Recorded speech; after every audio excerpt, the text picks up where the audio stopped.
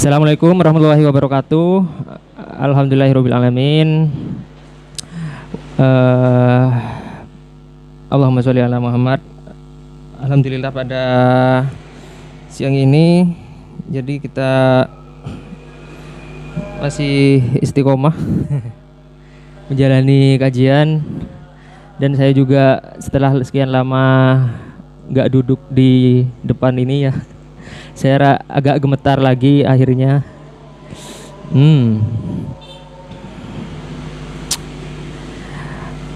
Oke, pada bulan ini kita akan membahas gambaran besarnya adalah filsafat sains.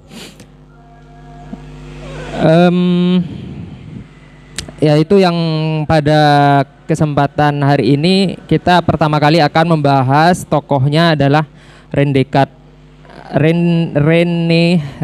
Descartes atau René Descartes ya. René Descartes ini adalah pertama ya, jadi bisa dibilang pertama orang tokoh pertama yang melandasi filsafat sains. Sebenarnya kalau zaman dulu itu gak ada pemisahan gitu kan antara filsafat dengan sains. Ya filsafat ya mencakup sains dan juga ilmu-ilmu sosial lainnya. Karena sekarang seolah-olah terpisah, jadi ya termasuk diskusi-diskusi filsafat seolah-olah cuman tentang ini ya ilmu-ilmu sosial gitu, antropologi ilmu sosial lah. Makanya jarang banget filsafat yang membahas tentang sains gitu ya, karena sains ada ranahnya sendiri kan gitu kalau zaman sekarang. Termasuk juga René Descartes ini kan yang dibahas di kajian-kajian baik offline maupun online itu kan lebih banyak juga tentang filsafatnya yang mengarah ke ilmu-ilmu sosial juga gitu ya. Bahkan sangat jarang mengetahui bahwa sebenarnya René Descartes ini juga ilmuwan matematika, juga ilmuwan saintis juga gitu. Sebenarnya juga ilmuwan sains kayak gitu. Nah, oke. Nah, umumnya kita tahu bahwa René Descartes yang kita tahu karena seringnya René Descartes membahas ilmu-ilmu sosial gitu ya, ilmu-ilmu sains dan sosial. Kira-kira seperti ini yang umumnya kita tahu tentang René Descartes: cogito ergo sum, skeptisisme, dan rasionalisme. Awal dari rasionalisme. Nanti kita bakal bahas ini seperti apa ketiga-tiganya ini dan hubungannya juga dengan sains misalnya. Nah, jadi penjelasan pada kesempatan kali ini mungkin kayak campur aduk, jadi gak runut dari profil dulu, mungkin acak kayaknya ya. Dari umum jadi khusus, balik ke umum, pembahasan ke umum lagi. Jadi ini dulu, langsung kayak gini. Langsung ke sainsnya aja, biar kita di awal udah memproyeksikan bahwa René Descartes itu udah saintis gitu, kira-kira gitu, biar nggak langsung kepikiran ke ilmu-ilmu filsafatnya dulu, karena temanya kan filsafat sains. Jadi seperti yang barusan saya sebutkan bahwa René Descartes juga matematikawan dan juga saintis. Kira-kira ini dulu ya pendahuluannya. Ini ada aljabar di sebelah kiri dan geometri di sebelah kanan. Kita tahu di sekolah-sekolah kita pernah mengerjakan matematika yang seribet ini, aljabar dan geometri ini. Tapi apakah René Descartes adalah penemu aljabar dan geometri? Bukan juga. Aljabar sudah jauh ada sebelum abad-abad sebelumnya. Bahkan bukan di abad Yunani, itu jauh sebelumnya. Di aljabar ini ada yang mengatakan awal mulanya di Babilonia, ada yang mengatakan di awal mulanya di Mesir kuno. Ya beda-beda pendapat, intinya di zaman-zaman itu sudah ada aljabar dan geometri. Tapi oh ya, aljabar ini sebenarnya kan juga aritmatika itu kan ya. Turunannya aljabar. Jadi aljabar mungkin kayaknya memang disempurnakan oleh ilmuwan Arab atau Muslim, yaitu Al-Khwarizmi. Seolah-olah kayak lebih diformalkan lagi gitu ya sama Al-Khwarizmi. Tapi aljabar atau aritmatika itu sendiri sudah jauh ada sebelumnya, kayak gitu. Termasuk juga geometri. Mesir kuno seperti yang kita lihat, piramid itu kan juga bagian dari geometri yang 3 dimensi atau bentuk ruang, geometri ruang. Geometri selain 2 dimensi dan 3 dimensi. Nah, lantas apa hubungannya aljabar geometri dengan Descartes? Nah, di sini ketemu di koordinat Cartesius, yaitu kita tahu juga di sekolah-sekolah juga diajari koordinat Cartesius itu kan menggabungkan ya antara aljabar dan geometri, tapi dengan cara yang lebih mensintesis antara kedua ini dengan cara yang lebih efisien. Sebenarnya aljabar dan geometri itu tanpa koordinat Cartesius itu bisa diselesaikan juga sebenarnya. Tapi René Descartes itu menawarkan solusi yang lebih efisien, yaitu dengan koordinat Cartesius, yaitu yang kita kenal di sekolah itu ada XY kalau untuk 2 dimensi dan XYZ untuk 3 dimensi. Yang ada di depan ini cuma 2 dimensi, tapi intinya ada 3D juga, itu yang Z nanti ke arah atas gitu. Kira-kira gitulah gambarannya. Kalau XY kan panjang kali lebar kayak gitu untuk 2 dimensi. Jadi koordinat Cartesius adalah pada dasarnya adalah XY ini, XY untuk yang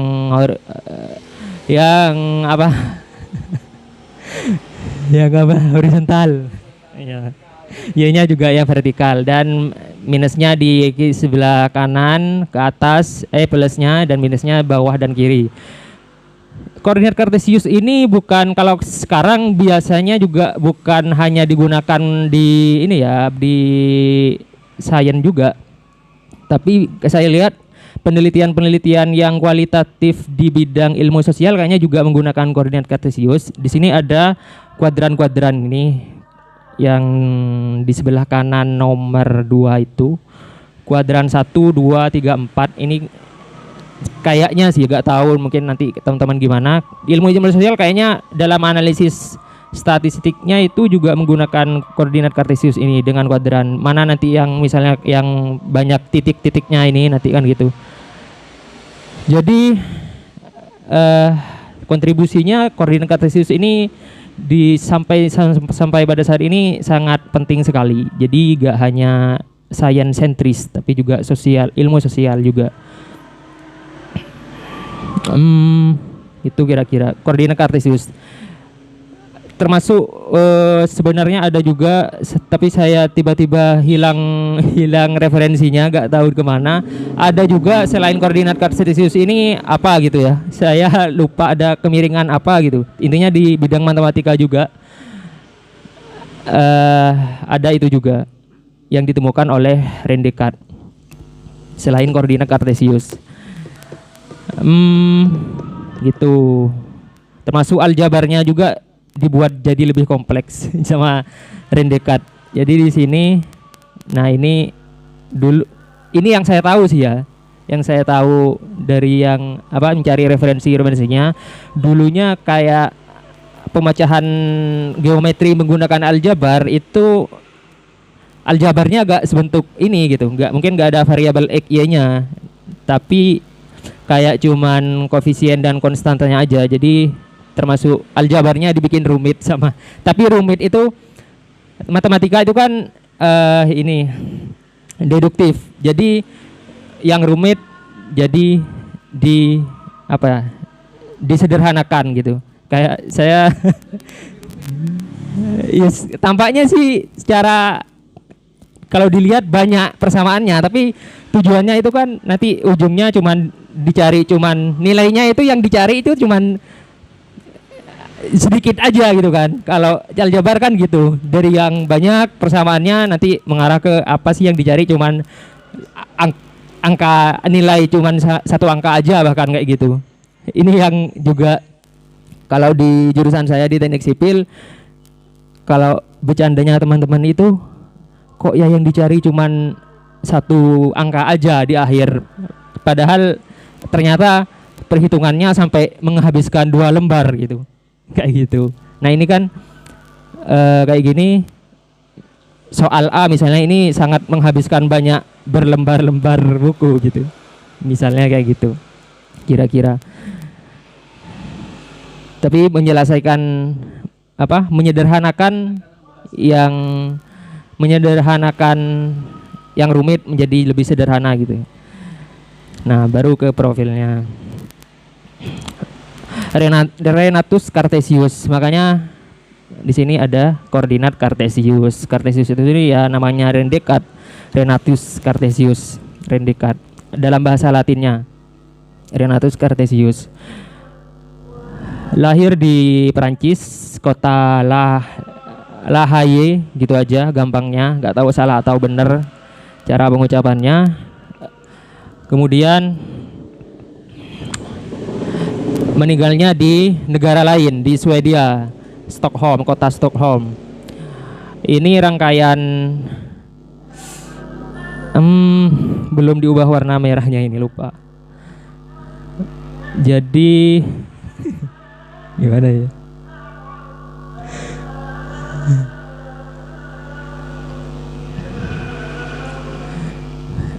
Kelewatan, padahal tadi sudah diubah jadi warna merah. Cuman yang ini kelewatan. Lahir di La Haye, lanjut aja. Dari keluarga berjuis. Ayahnya adalah ketua parlemen Inggris. Jadi mungkin kayak ketua DPR atau MPR mungkin ya. Kayak gitu. Ya sangat kaya sekali, banyak mempunyai tanah. Ketika René Descartes berumur 10 tahun, ayahnya meninggal. René Descartes juga akhirnya menjual banyak tanahnya. banyak tanah yang punya ayahnya itu. Tapi sama René Descartes dialokasikan ke pendidikan begitu, pendidikan dirinya untuk sekolah sampai 7.000 franc mata uang Prancis pada waktu itu, yang saya coba mengkonversikan sangat lumayan banyak sekali ya, karena ada keluarganya berasal dari keluarga yang berjuis, ayahnya yang ketua parlemen. Kemudian sekolah di La Flèche ya, di Prancis juga, tapi beda kota. Sekolah di salah satu sekolahnya kerajaan gitu, Henry apa gitu. Sekolah formal, saya nggak tahu ya kalau model sekolah zaman dulu itu kan nggak yang model sampai sekarang gitu kan, bahkan di umur yang kita anggap masih SMA itu kalau dulu sudah sarjana gitu ya. Iya. Kayaknya break dulu karena azan.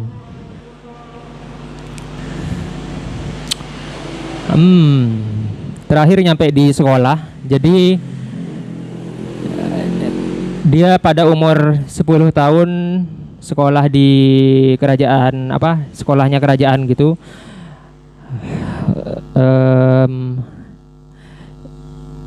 Secara formalnya beliau sekolah di bidang hukum, baik hukum sosial masyarakat, hukum sipil maupun hukum teologi juga, agama juga. Tapi dia sudah mempunyai ketertarikan di bidang matematika dan filsafat alam, atau yang kita kenal filsafat alam itu fisika saat ini. Nah, fisika pada waktu itu masih orientasinya pada Aristotelian skolastik Aristotelian. Gitu. Kira-kira ini singkatnya aja dulu ya. Nanti kita bahas. Selama 10 tahun. 1606 hingga 1616 di sekolahnya Raja Henry itu. Lulus mendapatkan lisensi hukum atau ijazah hukum. Kemudian pindah jadi apa? Karena mendapat walaupun mendapatkan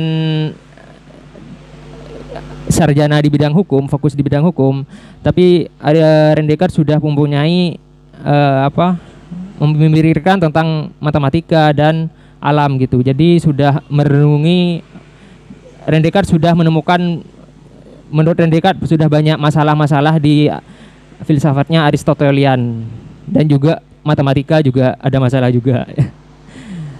Nah, akhirnya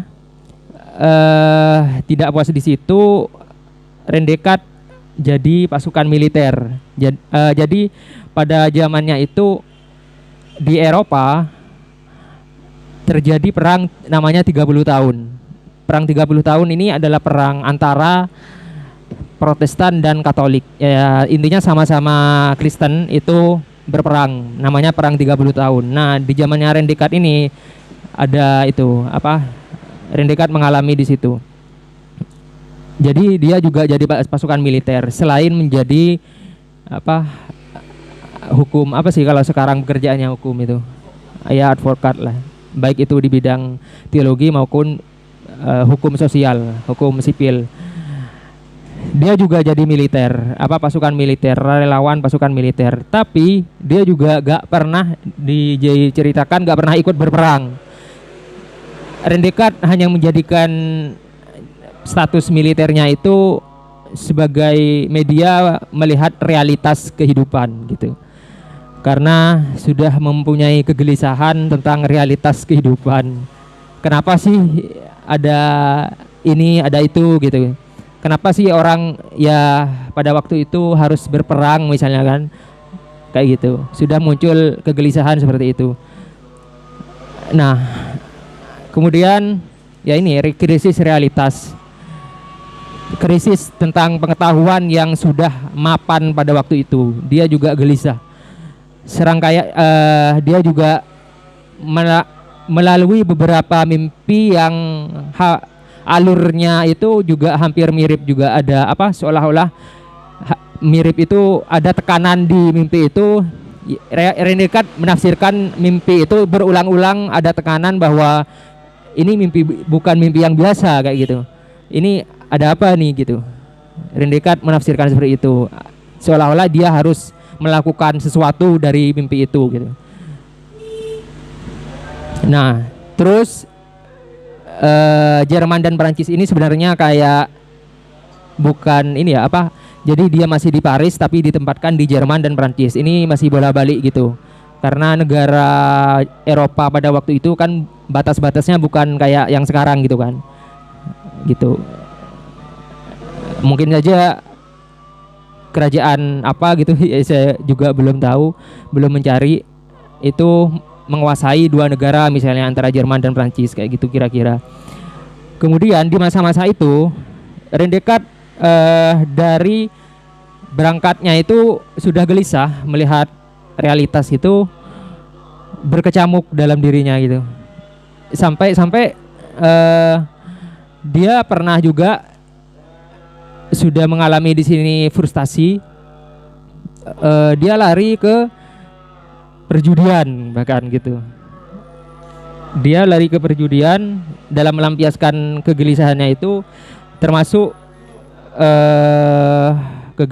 perjudian apa tuh namanya, pergulatan dan yang dunia judi dan pergulatan pada waktu itu kan kayak minuman keras mungkin kayak gitu juga.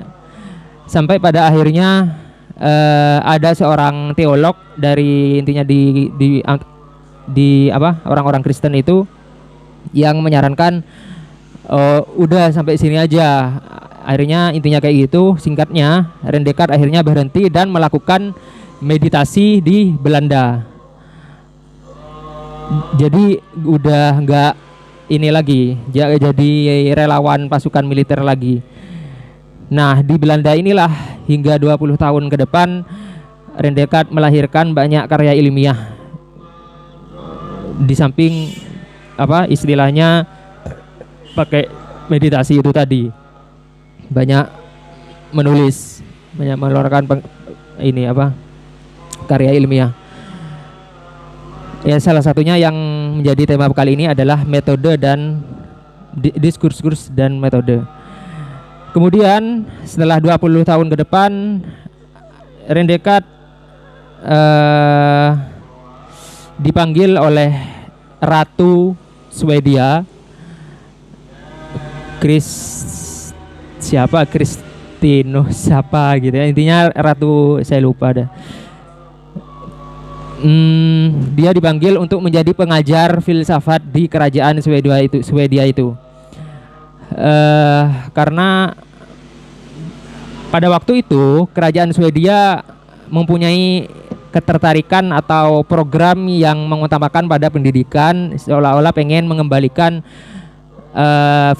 kejayaan filsafat Yunani dulu ke Swedia kayak gitu. Kerajaan Swedia sangat fokus di bidang ilmu pengetahuan, makanya sampai ratunya pun mengundang René Descartes untuk menjadi pengajarnya. Tapi René Descartes kesal karena ternyata setelah sampai di Swedia itu kan Eropa yang paling utara, jadi iklimnya itu sangat dingin sekali. Jadi René Descartes sangat kesal, jadi dia hanya mengajar sampai 5 minggu, 5 kali, sekali seminggu gitu. Itu karena René Descartes ini sebenarnya sebelum berangkat di Swedia sudah mempunyai penyakit kronis di paru-paru gitu.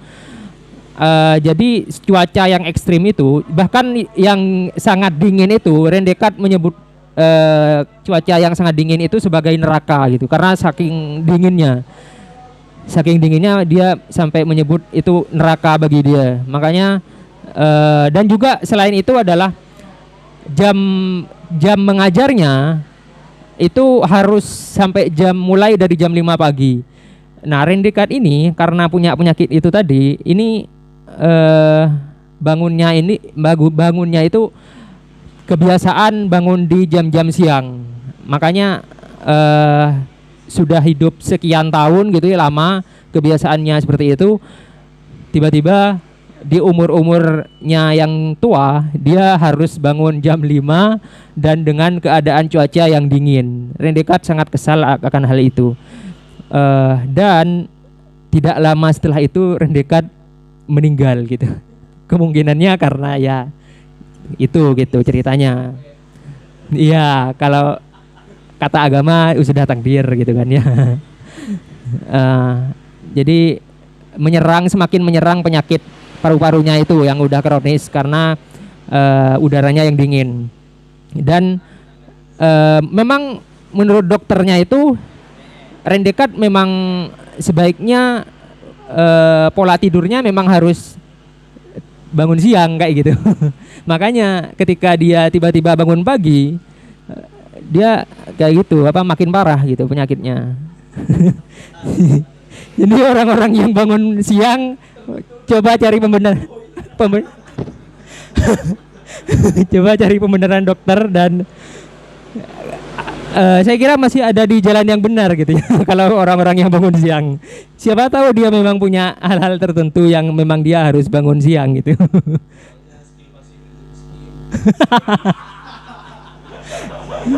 Jangan berpikiran negatif dulu gitu. Nah, ini karya-karyanya yang semuanya ini dihasilkan ketika dia di Belanda, ketika menjalani meditasi itu, menyendiri, bertafakur. Karyanya ini lumayan banyak, 5 ini.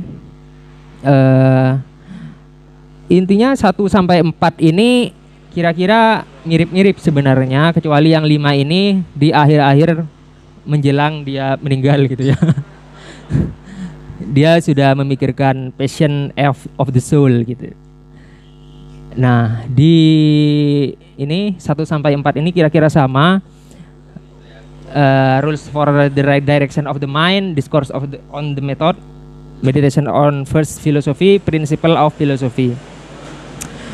Yang keempat ini sintesis dari karyanya yang kedua dan ketiga. Yang pertama juga sama aja, mirip-mirip lah. Intinya gitu.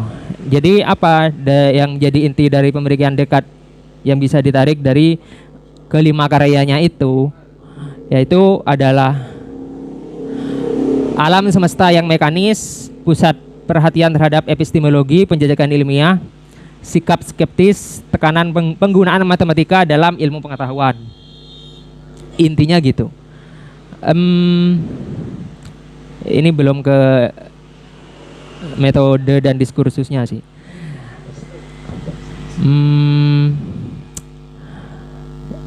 Oke, nanti kita ini biar gak mengulang penjelasan kembali. Langsung ke ini aja. Intinya ini ya. Terus diskursus dan metode. Jadi kembali ke tadi masa hidupnya itu, dia kan mengalami kegelisahan ya. Bahkan semenjak pertama sekali dia bersekolah itu, dia sudah punya kegelisahan-kegelisahan. Di antaranya adalah doktrin agama yang terlalu dogmatis. Jadi tiap orang tidak dibatasi untuk berpikir gitu. Jadi hanya otoritas agama yang bisa mengontrol aktivitas masyarakat gitu ya. Jadi gitu. Doktrin agama yang terlalu dogmatis. Kemudian ilmu pengetahuan terkekang dan evolusinya kemajuannya sangat lamban, gak maju ya, sangat lamban lah intinya. Ilmu pengetahuan sangat terkekang. Kembali itu tadi karena doktrin agama yang dogmatis. Kemudian melihat ilmu pengetahuan yang sangat Aristotelian sentris itu juga jadi masalah. Jadi meskipun Aristotelian ini empirik gitu kan ya, tapi misalnya contohnya yang saya tahu ya, apakah ini benar atau enggak, kan dulu itu Aristoteles misalnya ada pernyataan melihat gigi perempuan dan gigi laki-laki itu jumlahnya sekian, gigi perempuan jumlahnya sekian. Jadi seolah-olah ini yang menjadi kritik sama saintis yang agak benci sama filsafat gitu ya. Jadi itu kadang yang menjadi serangan. Jadi filsuf Aristoteles itu kok sih motor-motor gitu. Jadi kenapa nggak tinggal dilihat aja giginya perempuan dan laki-laki, kok malah tiba-tiba merumuskan bahwa gigi perempuan sekian, gigi laki sekian. Itu kan aneh gitu kan ya. Padahal ya oke, empiris, tapi empirisnya agak aneh gitu kan, agak konyol gitu. Nah, kira-kira seperti itu. Walaupun bukan berarti di sini René Descartes menyerang yang kalimat seperti itu ya, tapi intinya sudah banyak masalah-masalah gitu di Aristoteles. Meskipun itu empiris, jadi kira-kira kurang ini ya, penalarannya dan logikanya itu nggak masuk akal gitu, walaupun empirik. Itu Aristotelian scholastic problem.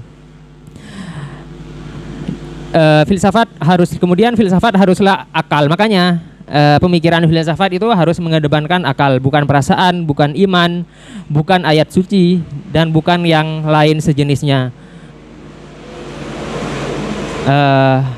Kemudian melihat pada kebenaran politik atau kerajaan itu juga bermasalah, karena pemimpin pada waktu itu atau raja itu dianggap manifestasi ilahi di bumi gitu kan. Itu pun masih tetap dogmatis juga gitu. seolah-olah masih terkekang juga dari situ. Jadi di sini intinya, misalnya dia menyandarkan kebenaran pada politik juga masalah, juga gelisah. Menyandarkan kebenaran pada ilmu pengetahuan juga gelisah. Menyandarkan pengetahuan kepada agama juga masalah juga. Jadi disitulah seolah-olah puncak stresnya dia gitu, stres sudah. Jadi saya ini harus menyandarkan kebenaran kepada siapa gitu.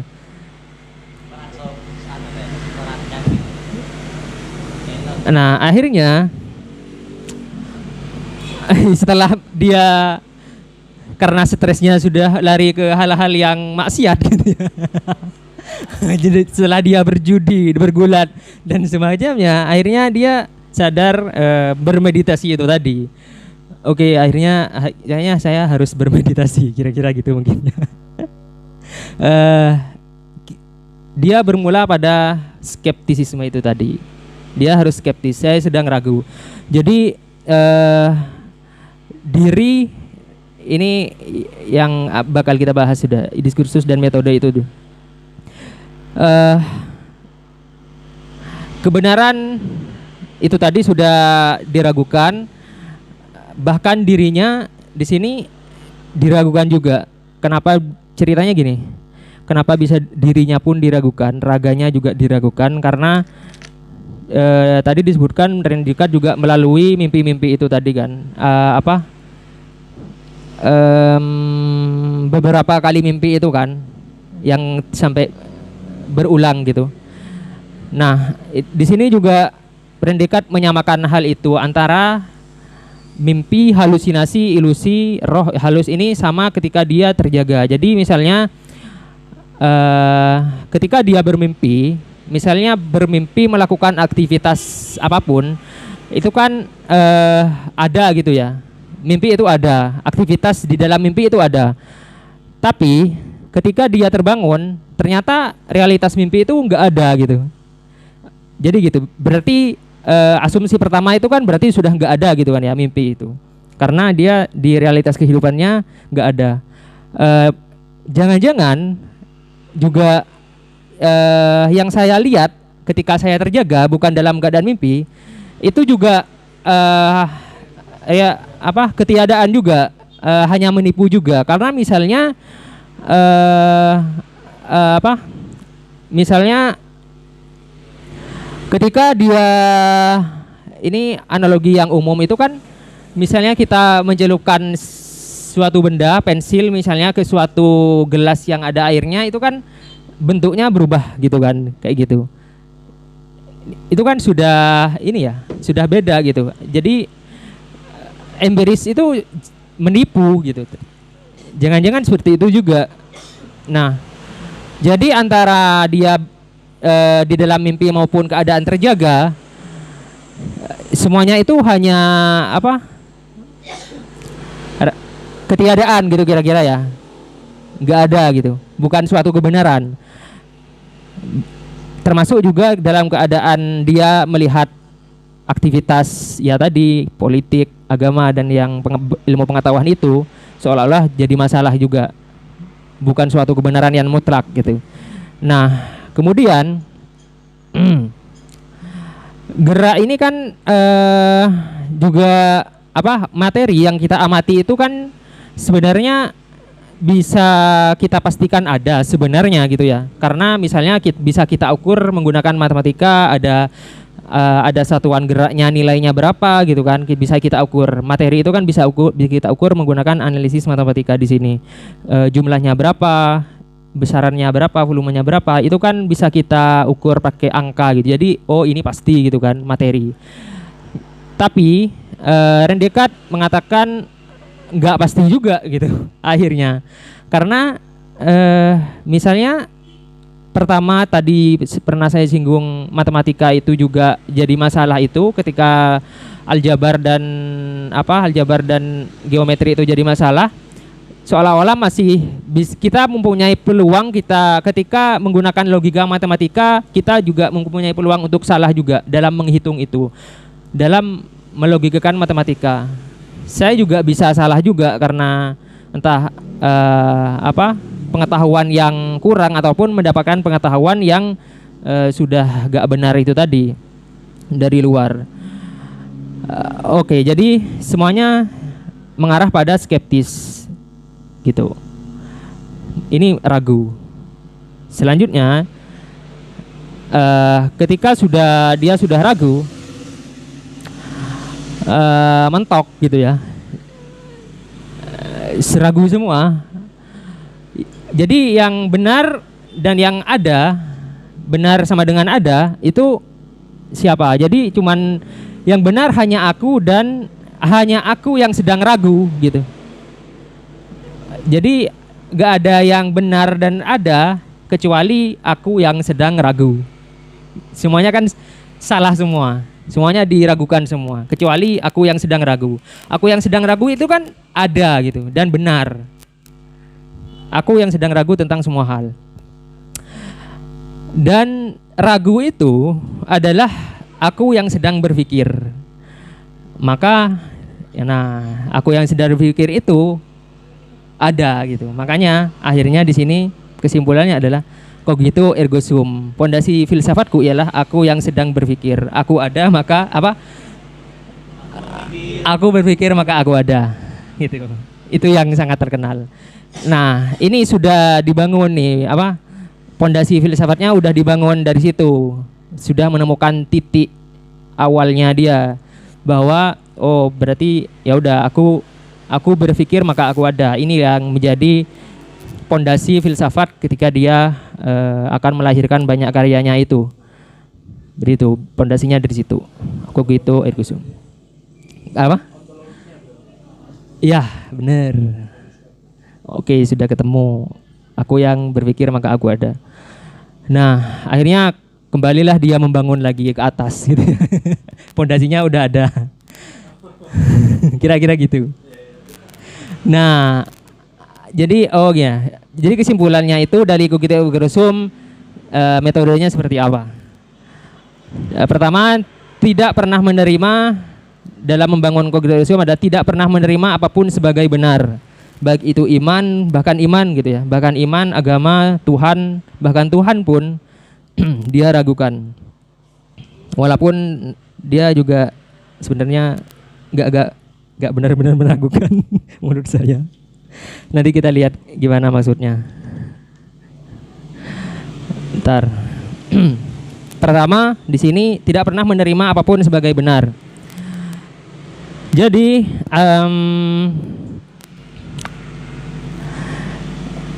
jangan menyimpulkan sesuatu terlalu cepat dan prasangka, dan tidak memasukkan apapun dalam pandangan saya kecuali apa yang sangat tampil jelas dan gamblang di dalam nalar saya. Jadi tetap nalar gitu ya. Tidak menerima apapun sebagai benar kecuali itu jangan terlalu cepat dan tampil jelas dan gamblang di dalam nalar. Jadi walaupun tampil jelas itu harus kembali lagi ke nalar itu tadi. Yang pertama. Kemudian memilih satu persatu. Jadi realitas yang dianggap nggak benar itu harus dipecah gitu ya. Misalnya agama, misalnya tesisnya agama yang dogmatis misalnya. Nah itu harus dipecah dulu. Agama itu apa? Agama itu apa? Turunan agama itu apa? Dan realitas agama itu untuk apa gitu kan? Kira-kira dipecah seperti itu. Kan hipotesisnya misalnya ya itu tadi apa? Agama terlalu dogmatis. Kemudian dogmatis itu sendiri apa kayak gitu kira-kira. Bagaimana itu dogma gitu kan? Itu harus dipecah semua gitu. Memilih satu persatu. Sampai ke bagian yang terkecil. Atau sejumlah yang diperlukan untuk lebih memudahkan penyelesaiannya. Jadi tujuannya adalah agar dipecah itu adalah untuk memudahkan penyelesaian itu. Kemudian yang ketiga adalah berpikir secara runut. Setelah kita pecah-pecah itu tadi, tesis-tesis itu tadi dipecah, objek-objek itu tadi dipecah menjadi bagian yang paling kecil, kemudian nanti dihubungkan secara runut objek-objek itu. Titik-titik itu dihubungkan secara runut dan logis menggunakan matematis gitu ya, logika matematika. Karena matematika itu kan suatu yang pasti gitu kan. 1+1 ya 2 gitu. Sudah pasti. Setelah itu yang keempat adalah perincian selengkapnya mungkin, melakukan perincian selengkap mungkin dan pemeriksaan menyeluruh hingga tidak ada yang terlupakan. Tuh, pastikan pemeriksaan yang terakhir ini tidak ada satupun yang terlupakan. Ini mungkin kayak ini ya diputar lagi. Jadi kalau sebenarnya ada yang menafsirkan misalnya yang kedua ini adalah yang memilih satu persatu ini nanti larinya bakal jadi hipotesis gitu. Pertanyaan-pertanyaan yang setelah memilih satu persatu dipecah-pecah sampai bagian terkecil ini. Jadi tiap satu-satunya itu jadi hipotesis gitu. Ini yang menjadi kira-kira kalau dalam skripsi kan gitu. Nah, kemudian dijadikan semuanya ini dijadikan pemeriksaan lagi. Jadi kan ada tuh kira-kira diterima atau tidak kan gitu. Apakah mengulang penelitiannya lagi gitu kan. Diperiksa secara menyeluruh. Nah gitu. Karena memang Rendekat ini juga jadi pondasi bagaimana metode ilmiah yang kita kenal sekarang gitu. Metode ilmiah yang kita kenal di kuliah itu ya Rendekat ini jadi awal mulanya. Nah gitu. Kemudian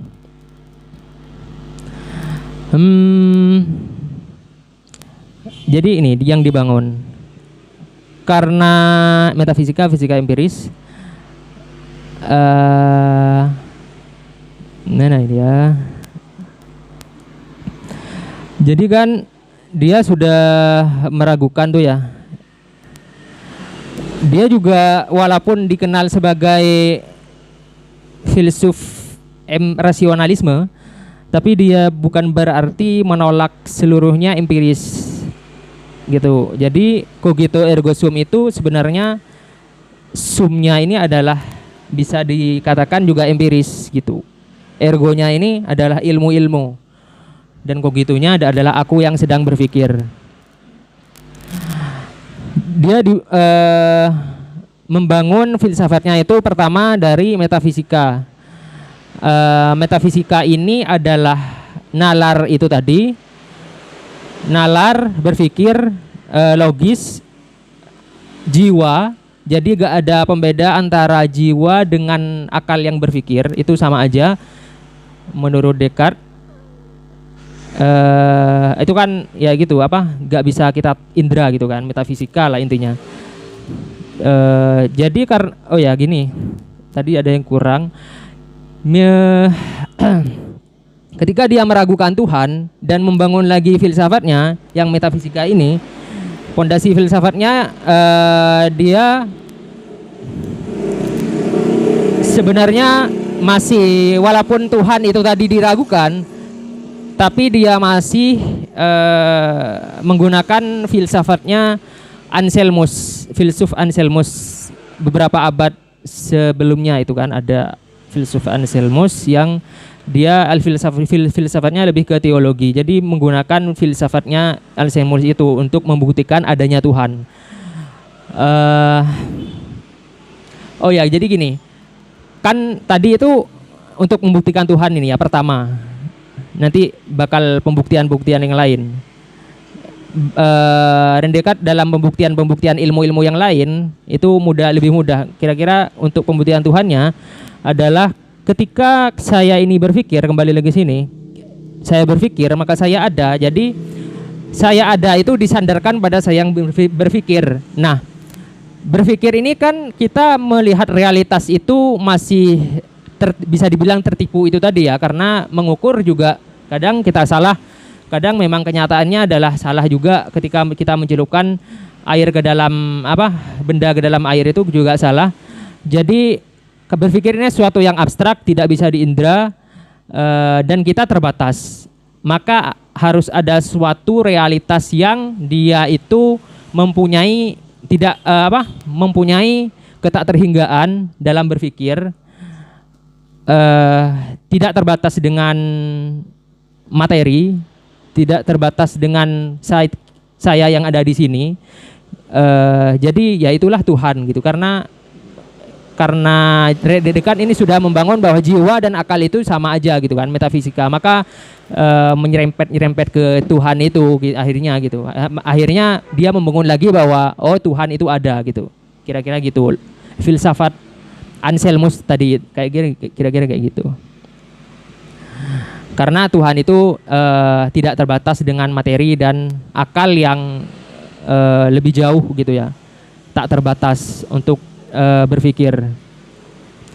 Oke, kita kembali ke sini. Maka metafisika yang dibangun yaitu akal dirinya, kemampuan Tuhannya dalam ketakterhinggaan itu tadi. Metafisika lah yang menjadi bangunan awal. Kemudian fisika empiris atau empiris lah. Jadi dia harus tetap tidak bisa mengelakkan realitas yang dia indra juga gitu dalam mencari kebenaran, karena ya aku ada gitu kan, aku juga mengindra juga. Makanya tidak bisa disimpulkan bahwa meskipun René Descartes ini adalah filsuf rasionalisme, juga dia memasukkan variabel empiris juga gitu. Tidak bisa mungkin untuk tidak memasukkan empiris. Makanya kemudian di atasnya itu ada empiris. Walaupun empiris itu harus tetap bersandar pada metafisika gitu. Nah, kemudian ini berkembanglah ilmu-ilmu setelahnya hingga ilmu-ilmu kontemporer. Artinya bisa dikembangkan ke pencarian ilmu-ilmu lainnya gitu, kebenaran-kebenaran lainnya setelah itu. Nah, kemudian ada implikasi ketika ada cogito ergo sum ini, maka ada implikasi dualisme antara akal, jiwa, nalar, yaitu dia sebut sebagai res cogito, dan badan sebagai res extensa yang bisa diukur atau bisa diindra. Nah, implikasinya bakal ke situ. Ini sebenarnya bisa menjadi antithesis bagi filsuf setelahnya yang kurang setuju, mungkin kira-kira kayak gitu. Karena juga kalau dari filsuf-filsuf Yahudi yang menganut monoteis itu, René Descartes ini cukup ditentang gitu filsafatnya. Gitu, seolah-olah terpisah gitu. Nanti kalau ada yang ditanyakan, teman-teman bisa tanyakan. Kemudian pandangannya terhadap filsafat alam atau fisika yang kita kenal sekarang. Jadi René Descartes ini menganggap bahwa realitas empirik yang kita amati itu, ya Allah.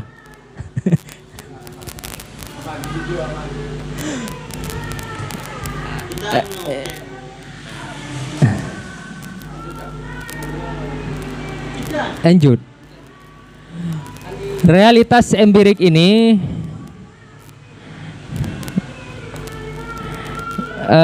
dia kan implikasinya juga berkontribusi ke ini ya, sains dan fisika.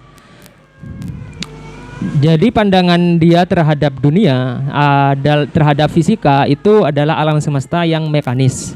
Mekanis itu kira-kira kita membayangkan kayak mesin yang saling sebab akibat gitu ya, yang saling keterhubungan sebab akibat, yang bekerja ya seperti mesin gitu ya.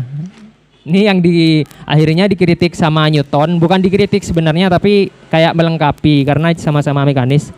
Nah, Newton itu kan mengkritik itu karena seolah-olah alam semesta yang mekanis itu adalah meniadakan atau memisahkan intervensi Tuhan gitu. Jadi seolah-olah Tuhan itu Tuhan menciptakan gitu, sama René Descartes kayak gitu, tapi Tuhan di dunia ini tidak punya intervensi gitu. Jadi dia hanya menciptakan di awal aja gitu. Jadi dunia ini telah dibiarkan secara mekanis, secara mesin gitu, bekerja kayak mesin gitu, tanpa intervensi Tuhan kayak gitu. Karena ini ya, kita lihat di sini mekanis. Kenapa masih seperti itu? Karena dia banyak dipengaruhi oleh saintis Kopernikus misalnya, yang sudah menemukan bahwa matahari adalah pusat alam semesta gitu, bukan bumi. Kemudian Galileo membenarkan hal itu. Kemudian juga Francis Bacon juga membenarkan hal itu juga. Makanya René Descartes ini juga terpengaruh filsafat alamnya Kopernikus dan kawan-kawannya itu. Nah, ini akhirnya diperbaiki mungkin ya, bukan dikritik sama Newton. Bahwa Newton itu kan dalam fisika dia tetap mekanis, tapi ada deterministik. Jadi ada intervensi dalam hukum Newton itu kan ada gaya gravitasi misalnya. Gerak antara dua benda itu kan dipengaruhi oleh gravitasi. Nah, sebelum Newton, yaitu di zamannya Descartes, Kopernikus dan kawan-kawan, gerak antara dua benda itu gak ada gravitasi, dia memang ya udah gerak sebab akibat aja gitu. Makanya mekanis itu, Tuhan tidak mempunyai intervensi. Makanya di Newton ini dikenalkan suatu pemahaman yaitu gravitasi gitu. Ada gaya-gaya yang bekerja di antara dua objek yang bergerak itu. Newton akhirnya ya yang kita kenal hukum Newton 1 sampai 3 itu. Walaupun akhirnya fisika akhirnya pada saat ini yang kontemporer ada fisika kuantum, kita nggak bisa memprediksi letak suatu objek bakal di masa depan bakal ada di titik mana gitu ya. Dalam fisika kuantum kayak gerak suatu objek itu kan acak gitu ya, nggak bisa terprediksi. Nah gitu. Makanya kan juga ini René Descartes pemikirannya banyak mempengaruhi baik itu teologi, kemudian saya kira liberalisme juga kayaknya ya, karena kan liberalisme mengutamakan individualis kan, yang berpikir bebas gitu kan, secara akal tanpa intervensi otoritas agama dan apapun itu kan. Kalau liberal termasuk juga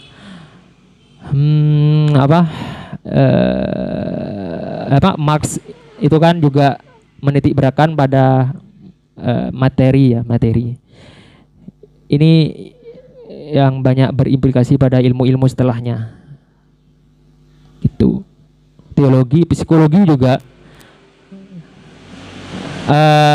Saya lupa di sini nggak tulis. René Descartes itu juga kayak dalam yang kita kenal sebagai psikologi itu kayak membenarkan ya, mungkin membenarkan apa itu yang sekarang banyak dikenal sama orang-orang itu, filsafat apa sih itu, filosofi teras itu filsafat apa? Iya, stoik. Jadi ini kenapa gitu? Karena setelah kita menggunakan akal gitu, memaksimalkan akal, akhirnya kita juga akan sampai pada keterbatasan.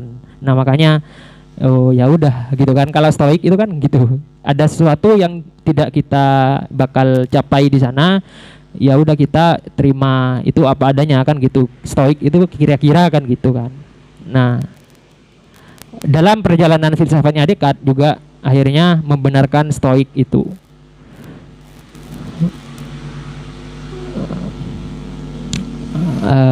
Ini juga mempengaruhi Muhammad Abduh ya. Saya akhirnya juga menemukan jurnal ini.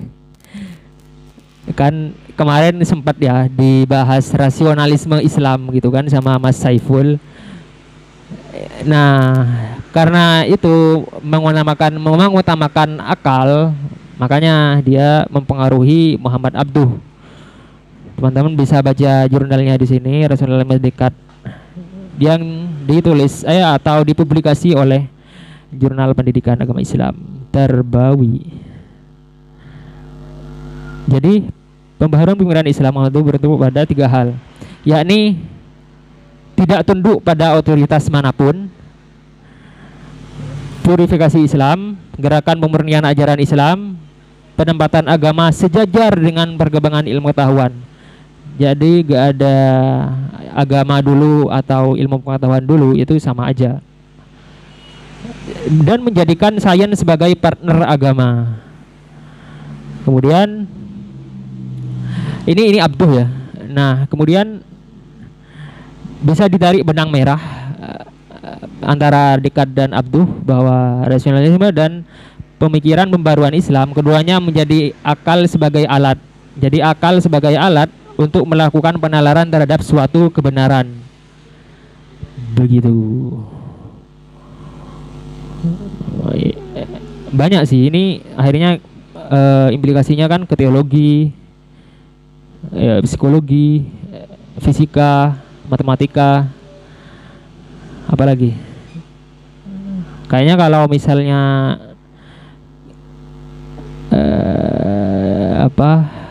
filsafat analitik itu kan juga nyerempet ke ini ya, menganalisa objek-objek juga bisa berpengaruh dari Descartes ini juga. Nah, filsafat analitik itu kan juga ada bahasa-bahasa kan, simbol-simbol kan, gitu. Banyak sih ini ya kan pengaruhnya. Ya gitu kira-kira, kalau saya lupa mungkin nanti lanjut di diskusi. Mari kita diskusikan bersama. Udah.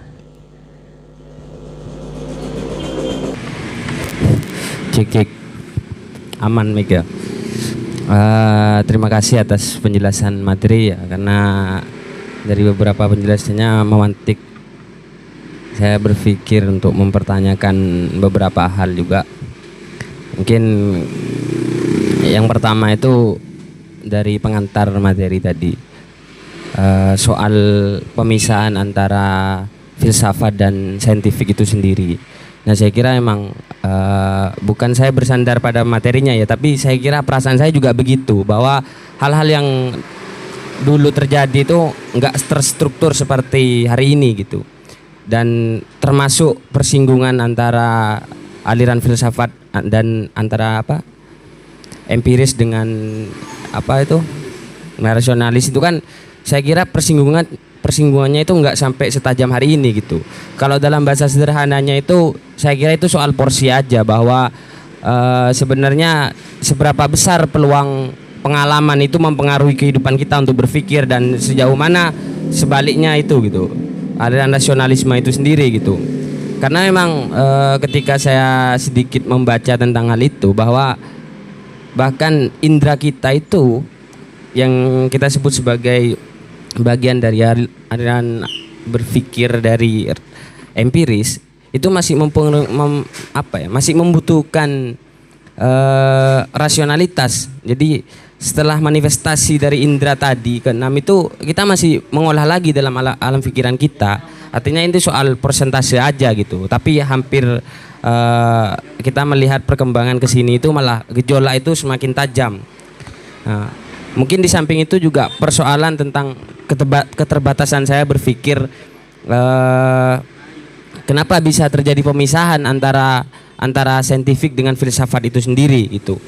Nah, cuman pertanyaan saya gini, ketika saya membenarkan seolah memang ada perbedaan, seolah tidak ada perbedaan antara saintifik dengan filsafat, dan sebenarnya itu sudah terjadi sebagaimana yang disampaikan itu, apakah ketika saya tidak mengalami hal itu menjadi hal yang benar pernyataan ini gitu? Kan saya tidak tahu apakah benar keduanya itu terpisah, tapi saya merasakan hal itu sebenarnya tidak terpisah gitu, antara filsafat dengan saintifik gitu. Nah, pernyataan ini apakah bisa dibenarkan sampai pada titik ini? Apakah iya kebenaran itu menjadi milik kita masing-masing? Nah, itu persoalan yang pertama. Terus yang kedua, saya ingat beberapa minggu-minggu yang lalu itu terkait dengan berpikir yang ada kaitannya dengan kesadaran.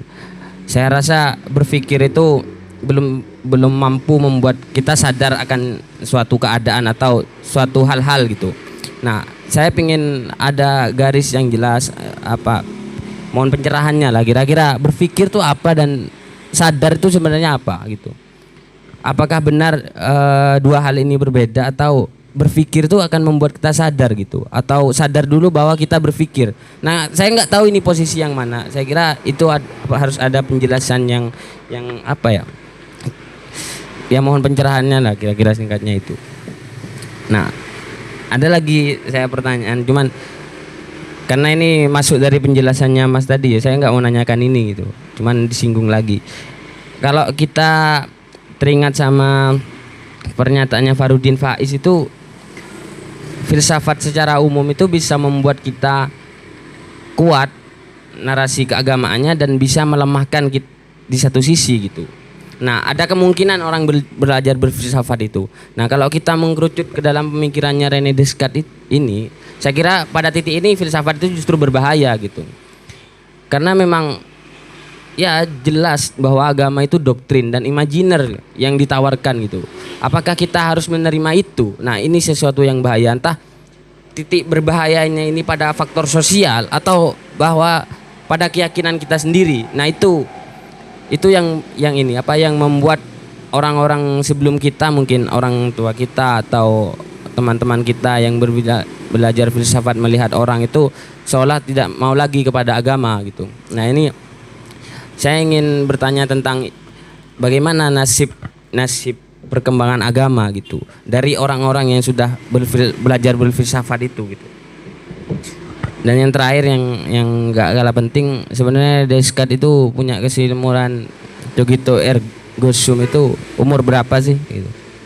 Soalnya gini Mas, kalau kita melihat pada perkembangan zaman sekarang itu, kita masuk pada era suatu filsafat yang dimana kayak stoik ya, filsafat stoik ya.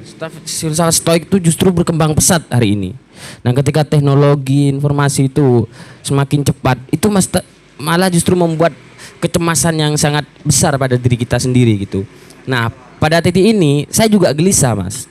Artinya gini, Descartes ini sebenarnya umur berapa bisa berpikir begini? Soalnya pada hari ini saya masih santai ngopi gitu.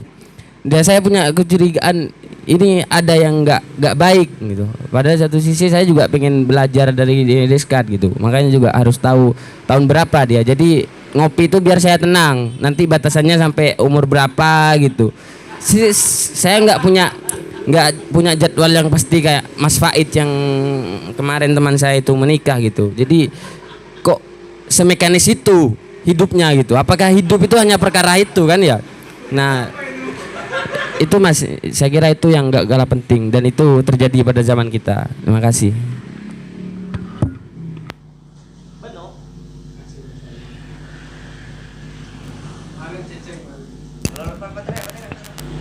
Ya, memang itu yang di pertanyaan-pertanyaan terakhir yang juga sebenarnya banyak yang dipertanyakan oleh orang-orang saat ini. Makanya filosofi teras itu sangat laku. Walaupun hanya sebatas sebagai update status ya.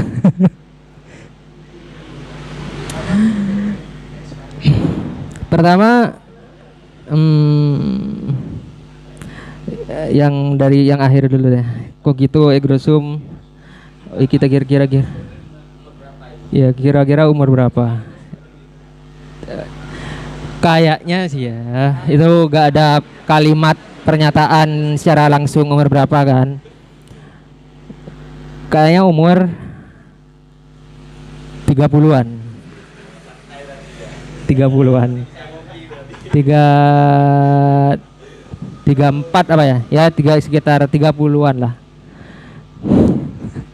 Puncaknya di situ kalau cogito ergo sum. Tapi gelisahnya atau sudah mulai meragukannya, yaitu udah semenjak dia pertama kali sekolah. di apa? Di umur-umur berapa ya berarti? Umur-umur 10 bahkan. 10 ke belasan. Sudah mulai ragu.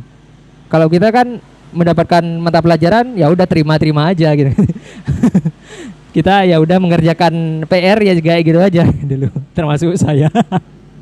Nah, Descartes ini udah meragukan itu. Ya gitu. Umur-umur 30-an. Nah, René Descartes ini gak menikah. Gak menikah, tapi ada yang mengatakan cuman sampai mengangkat anak-anak angkat gitu, punya René Descartes. Tapi gak menikah.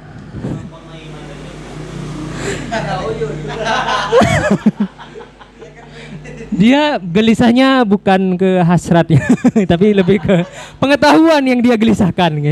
Aneh kan, bukan kayak orang-orang saat ini. Kemudian yang sampai batas mana? Kalau kita melihat, kita bakal mencari seperti itu. Kalau kita melihat riwayat hidupnya René Descartes, ya pencarian yang seperti itu sampai akhir hidupnya. Dia kan sampai meninggalnya di Swedia sebagai pengajar filsafat di kerajaan Swedia itu. Nah, di akhir-akhir hidupnya dia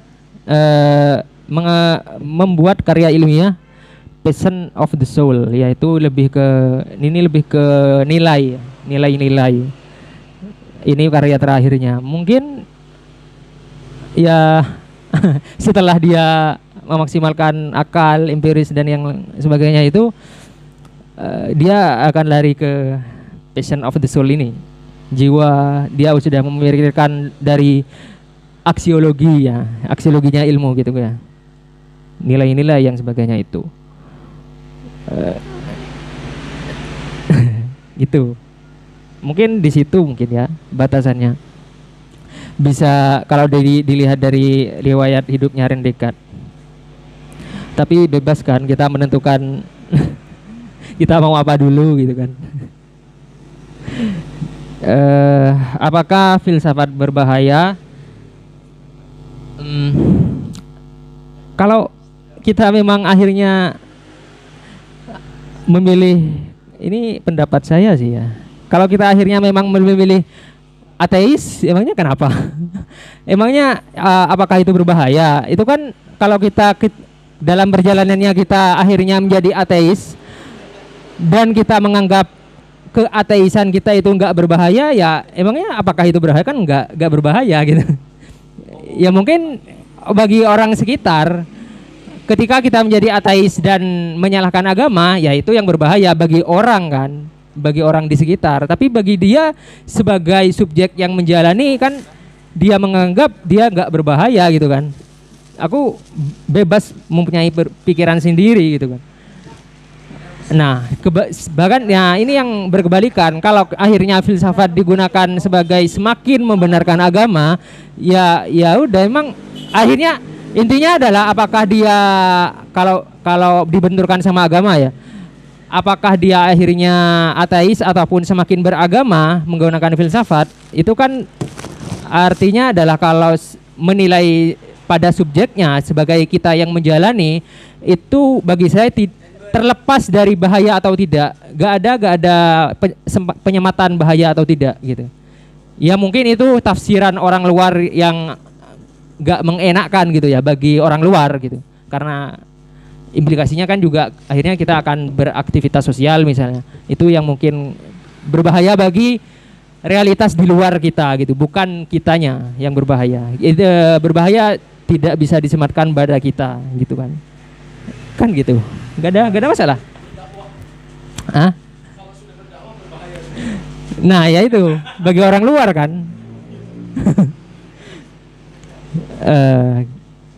Itu ke agama, apa tadi lagi? Filsafat ke semuanya, ke pemerintah kah?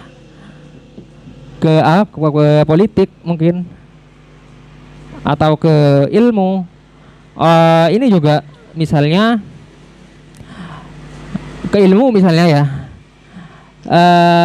yang dalam hal ini René Descartes ini orang matematikawan, nggak tahu ya kalau saya salah, mungkin bisa dibenarkan. Mungkin diajari orang yang mempunyai orang yang tekun apa sih, mengambil jurusan misalnya di bidang matematika teoritis atau matematika teori ataupun yang praktis itu nggak tahu kan filsafat gitu misalnya, tiba-tiba langsung diajari matematika sebagai ilmu yang sudah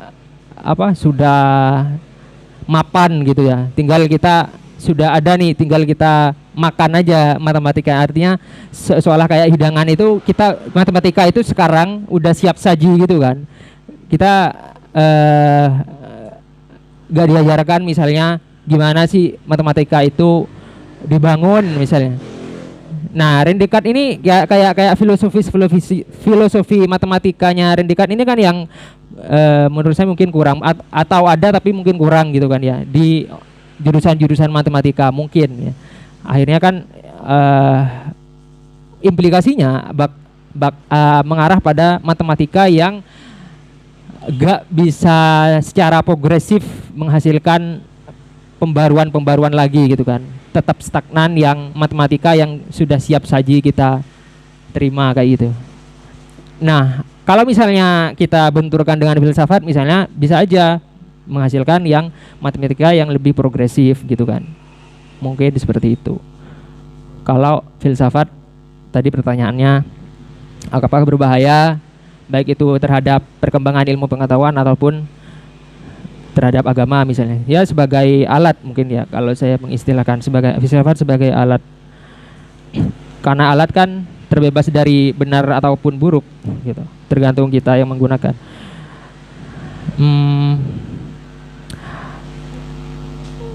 Bagaimana kita tahu sudah berpikir? Lebih dulu mana antara berpikir ataupun kesadaran ya? Kembali ke pakai René Descartes ini,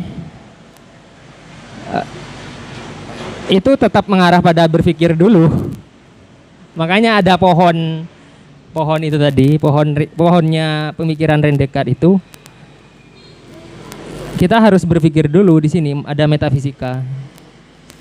Jadi misalnya kayak hewan itu walaupun punya akal itu kan nggak bisa bernalar ya.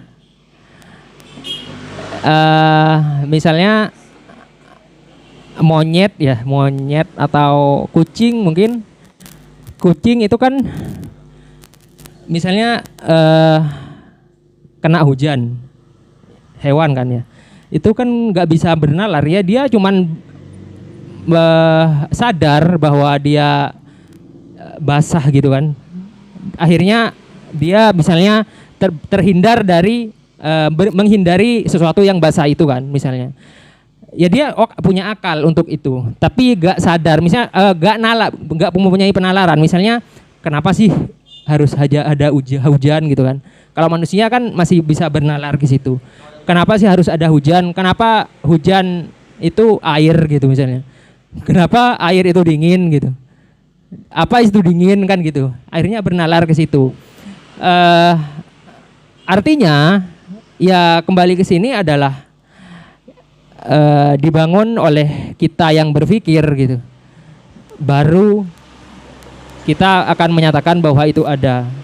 Lebih dulu mana antara kita berpikir atau kita yang sadar akan kita yang ada gitu, ya berpikir dulu gitu. Ini kalau kayak ke Big Bang sebenarnya ada dulu sebenarnya. Ya kan. Tapi karena kita pakai pemikirannya Descartes, itu harus berpikir dulu. Kemudian yang pertama adalah bagaimana membenarkan identitas. Bagaimana kita tahu bagaimana kita tahu bahwa itu empirik atau rasional dulu gitu ya, tanpa kita tahu kalau itu empirik atau rasional gitu. Mungkin kayak orang-orang yang belum paham apa ya, belum paham filsafat mungkin kayak gitu.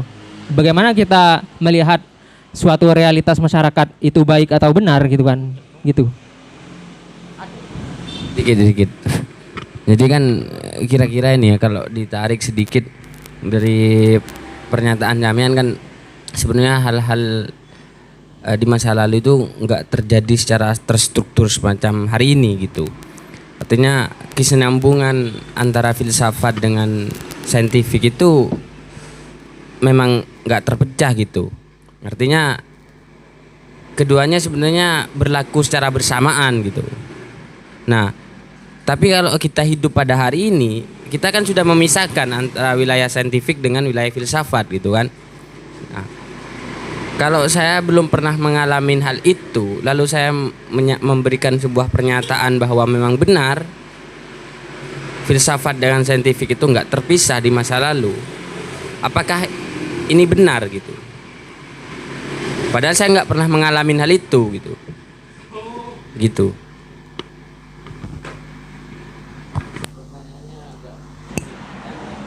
Saya juga mikir juga.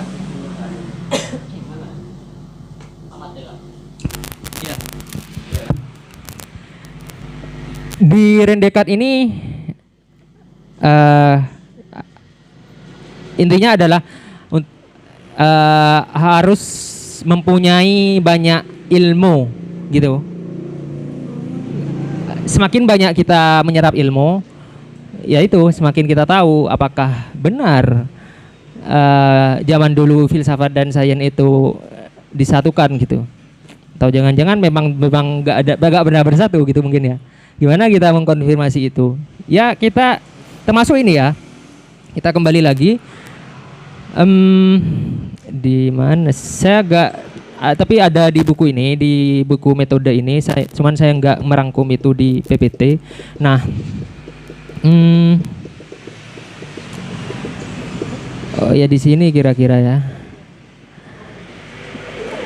Nah, termasuk cogito ergo sum ini. Nah, ini dulu ya cogito ergo sum.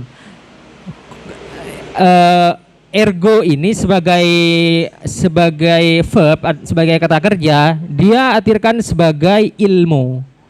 Jadi cogito, aku yang sedang berpikir melalui media ilmu, maka akan bisa mencari kebenaran sum itu, objek itu gitu.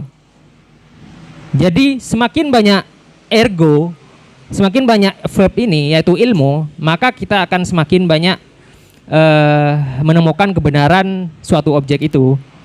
Makanya dia di buku metode dan diskursus dan metode ini, semakin banyak ilmu, semakin banyak variabel-variabel, itu semakin banyak kita menemukan kebenaran-kebenaran itu. Jadi jawabannya adalah gimana ya, ilmu dengan berpengetahuan gitu. Walaupun ya boleh kita kembali menskeptiskan pengetahuan itu kembali. Jadi sangat runut sih, sangat sampai mendetail ke hal-hal terkecil gitu. Gimana? Lanjut ya. Ya. Makanya sebenarnya ada lanjutannya kan dari itu. Apakah kita bisa mengafirmasi bahwa itu benar gitu? Ini kan. Nah, terus sambungannya itu saya pikir gini. Pada akhirnya apakah kebenaran itu hanya milik masing-masing? Nah, dalam posisi ini nyambung ke pertanyaan yang 3, Mas. Di luar saya sebagai konteks orang yang beragama, ini mengacaukan cara saya berpikir gitu. Kalau pada akhirnya kebenaran disandarkan pada masing-masing, ini kan kacau juga. Artinya ya pasti saya bertengkar di pikiran. Nah, ini bikin orang stres, cari stoik lagi kan, muter di situ lagi. Nah, pada itu kan filsafat menjadi berbahaya. Sebagai konteks orang yang beragama, dari pertanyaan yang 3 tadi kan, saya kira ya saya meyakini bahwa Tuhan menciptakan alam semesta gitu. Betapa mencemaskan kehidupan saya kalau pada akhirnya setelah lama saya berpikir waktu saya dihabiskan di lingkungan yang penuh dengan nuansa agamis, terus pada akhirnya saya matinya sia-sia gitu. sia-sia dalam konteks beragama, karena orang mati dalam keadaan tidak beragama itu kan sebuah kesia-siaan. Itu dalam konteks agama, tapi di luar konteks filsafat yang tadi itu, ini mengacaukan cara saya berpikir. Kalau yang Mas sampaikan, kalau sekiranya filsafat pada akhirnya untuk menyerang orang yang beragama atau menyusahkan orang lain, saya pikir itu konteks sosial yang sudah negatif itu.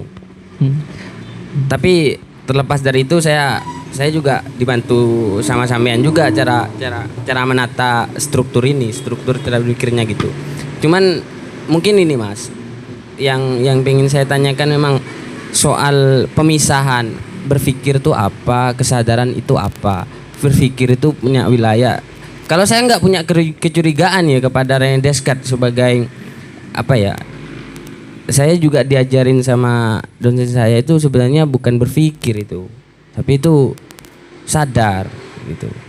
Saya pikir lagi, iya ya, kalau saya nggak sadar berarti kan saya juga nggak ada gitu. Tapi semakin sini saya juga lagi berputar gitu. Kalau dilihat dari sejarahnya, beliau kan salah satu pembuka filsafat zaman pencerahan kan ya, yang membuka pintu itulah kira-kira bahasa. Jadi ya saya kira itu tetap berpikir konteksnya, bukan sadar gitu. Nah, cuman saya pengen tahu lebih jauh soal sadar itu wilayahnya siapa sih, wilayahnya apa gitu. Dan oke, berpikir itu punya wilayah sendiri gitu. Sadar ini gimana konsepnya gitu Mas? Karena itu kan proses berpikir kita kan. Nah, mungkin kita sudah sampai pada substansi yang dibicarakan sama René Descartes gitu. Sadar itu apa gitu, dan kita berupaya untuk berpikir tentang kesadaran itu. Kalau saya gagal mencari tahu tentang apa itu kesadaran, berarti saya nggak ada dong. Itu yang pengen saya tanya Mas. Jadi sadar itu wilayah di mana gitu sebenarnya. Saya takut nggak ada Mas. Itu aja. Sadar. René Descartes menggabungkan antara wilayah sadar, akal, nalar, dan jiwa. Makanya ada di wilayah situ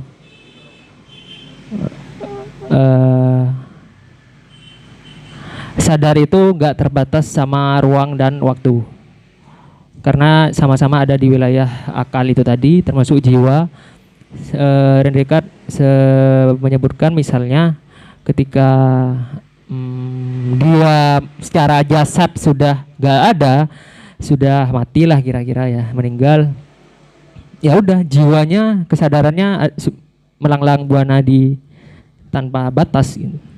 Ya gak menyebutkan surga atau neraka, tapi intinya jiwa akan tetap ada di mana tanpa ruang dan waktu gitu. Jiwa dia termasuk juga kesadaran itu tadi, karena dia menyatukan kesadaran itu dengan jiwa, itu sama aja, ranahnya sama aja. Gitu.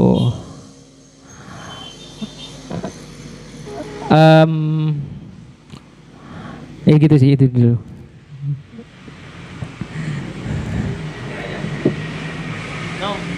Dan Dekan ini masih terpengaruh ini?